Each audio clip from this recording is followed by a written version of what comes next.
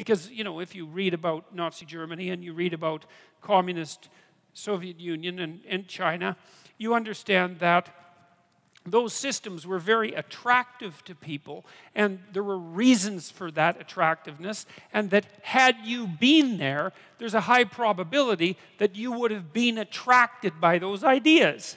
And you can see that now, because there's a big resurgence, for example, both on the left, on the right, but I would say primarily on the left, especially in the academic world. There's a big resurgence in the same kind of ideas that inspired generations of Soviet utopians, say back in the early 1900s, when they had not so much evidence that what they were doing was absolutely bloody, pointless, and murderous, you know, and so that does separate the modern people who suggest that such things from those who believed it 100 years ago. But nonetheless, you know, the point is that those ideas are so attractive that they still resonate with people. And you have to take that seriously, because it means they probably resonate with you. And some of it is, I deal with this to some degree in chapter 1. Stand up straight with your shoulders back. Because it really is a discussion of hierarchies. And I actually try to make a case. I like to make a case for hierarchy. You know, the radical leftist types, the postmodernists in particular, and I put this mostly at the feet of people like Foucault. He'd be villain number one, although he was influenced heavily by Marx and his own special sense of resentment, intellectual resentment and arrogance, so which made him into a sort of perverted and malevolent and underhanded Marx, which is really something to be, because just the ordinary Marx wasn't so great. You know, and Foucault makes this fundamental case that there's no real truth, and that what passes as truth is the dominant opinion of the dominant group. And by dominant, he means those that hold the power. And so that's a hell of a pessimistic view of the world. And it's wrong. It's wrong. And it's seriously wrong. And I'm gonna lay out why it's wrong. I mean, first of all, it doesn't even work for kids. You know, if you look at how kids organize themselves on the playground, there are bullies.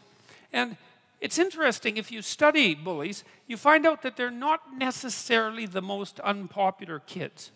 There are outcast kids who are more unpopular than the bullies. And the bullies are ambivalently popular. They have some friends and they have some enemies. So, you know, it's not entirely counterproductive to be a bully, but it starts working less and less well as you get older, and so it's not doing so well by the time you hit junior high, and by the time you're at high school, it's not a very effective strategy at all. And a bully is someone who uses power. It's like, bloody well do what I want, or I'll hit you, or I'll do something else that you won't like that will be physical, or maybe it'll be psychological. But if the psychology doesn't work, calling you names, demeaning you, you know, talking behind your back, which is a very common form of female bullying, because females have their own forms of bullying and they're very effective. You know, if that doesn't work, then I can just take you out of the schoolyard and pound you. And if I can't pound you myself, well, then I'll pound you with one of my friends, and that'll be just as effective. And you'll bloody well do what I want you to do. And that's power. And it's like, really? That's the basis of our society? That sort of power? That's how we organize ourselves? I mean, it's patently ridiculous. First of all, most children who are popular, let's say, universally popular, and who do well socially, aren't bullies.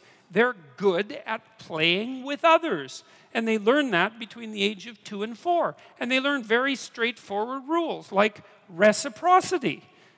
That's the big one. There's a couple. Reciprocity is one. Trust is another, to abide by your word. But those are the same thing. Reciprocity and trust are very similar. It's like, well, you know, we'll take turns. You play my game now, and I'll play your game tomorrow. You know, and you guys have had friends that were real friends, and you know perfectly well that if you have a good friend, you don't have to keep track exactly of what you do for each other. You don't write it down on a piece of paper and, you know, put a check mark beside it unless you're unless you're a little bit on the paranoid side, and that's only the beginnings of your problems. And what you do is, you kind of keep track of who does what for who, and you kind of keep the balance equal. And you do that because, well, that's what you do if you're awake and conscious and a decent person. And if you have a relationship, if you're in a marriage, it's the same thing. It's like you don't obsessively keep track of who owes what, when, and why. That's a sign of a degenerating relationship. What you do is, well, you do what you can for your partner, and they do what they can for you, and you're both aware of that, and you assume goodwill, and with any luck, that iterates across time, and it's a sustainable game. It's not bloody power. And there's nothing more miserable than being in a relationship where the rule is, do what the hell I want or suffer the consequences. And what kind of relationship are you going to get out of that? Even if the person is cowed enough to do what you want them to do when you're there and enforcing it, they're not going to put their whole heart into it. That's bloody well for sure. They're going to be, if they have any sense at all, and they do, and if they have any spirit at all, and they do, they're going to be undermining what you're forcing them to do all the time. There's an old Soviet joke. They pretend to pay us, and we pretend to work. Right, great. That's a hell of a way to run a society, and that's exactly how that society ran. So all you do with force is engender bitterness and resentment, and if the person that you're exerting force on can't exert the same level of physical force back, it's not like they're not going to take their revenge in other ways. They're not going to cook you wonderful meals. They're not going to be, what would you call it, enthusiastic sexual partners. They're going to get their revenge when they can, unless you've crushed their spirit completely. And then it serves you right, because then you're dragging around behind you someone whose spirit you've crushed completely. And that's a hell of a way to live. And so what is this idea that our society is fundamentally predicated on power? And then that's the postmodern claim.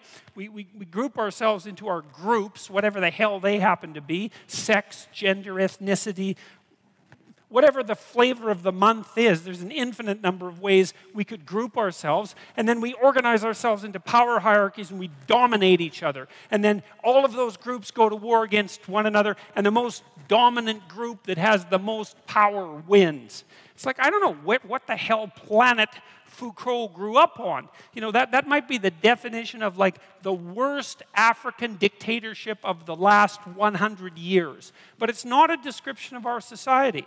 And it's not a description of the way that people organize themselves into hierarchies, which was the point I was trying to make in Rule 1. When I